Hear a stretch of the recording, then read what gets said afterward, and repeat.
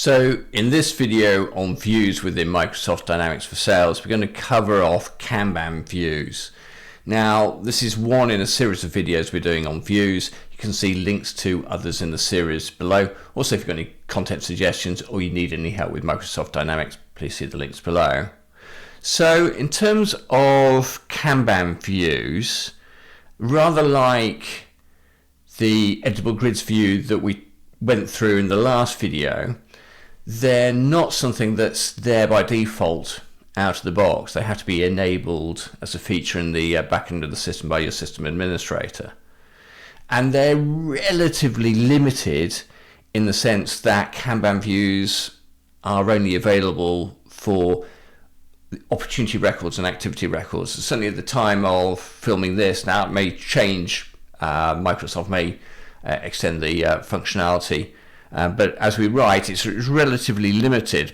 Now, I'm in the opportunities area. I've actually enabled a Kanban view on my all opportunities system view. So if I go into the top left corner here and use the drop down on the show as, now at the moment I'm in a read only grid, I've got some options here. We've talked about focused views in recent times, and I'll talk about, well, we'll have a separate video on pipeline views. But we've got here now the option of a Kanban view. So you can see my grid view at the moment. If I switch it to Kanban, it's quite significantly different. So effectively what I've got here is a series of lanes that reflect stages, if you like, in the flow. I've got two Kanban types, and it is only limited to two.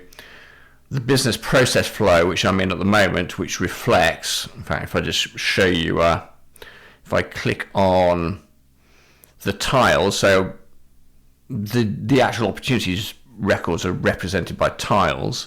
If I click on the title of the tile, it'll take me into the record. And you can see I've got the process bar at the top of the screen, and that reflects the stages of an opportunity. Now, if I go back, you can see those stages there. Now, obviously, as part of the customization process, you can change those stages to reflect your opportunity process, if you like, but these are the out-of-the-box ones.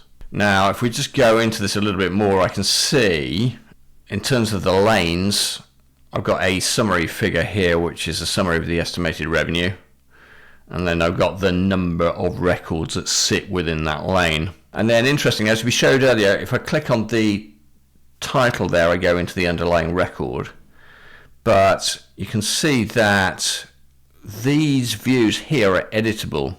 So I've got two fields, estimated revenue and estimated close date, and I can edit those without going into the record. So they're kind of an editable grid of sorts. Now, I've got a couple of different options here. Say business process flow and status. When I click on the status one, which status is effectively open, won and lost, I can see that status view here now. I'm just going to go back. So those are my two options. I'm going back to go to business flow. And what I can do, first I'm going to filter this down actually, because I've done this on the all opportunities view. Let's just make it a little bit easier, and let's put in a filter. And let's put a filter status of open, so that is only showing open opportunities.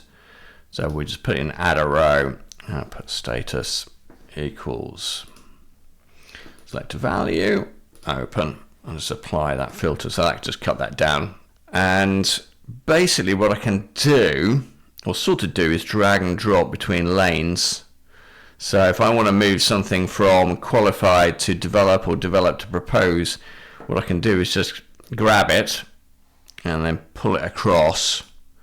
And then what will happen is it'll launch a dialog for me, because in the process flow it's actually prompting me to update fields as they go along. So if I go and say, right, purchase time frame hasn't been filled out, we'll say immediate, and we'll give a summary. Well, we won't give a summary because my typing's awful, so just put a few random letters in there.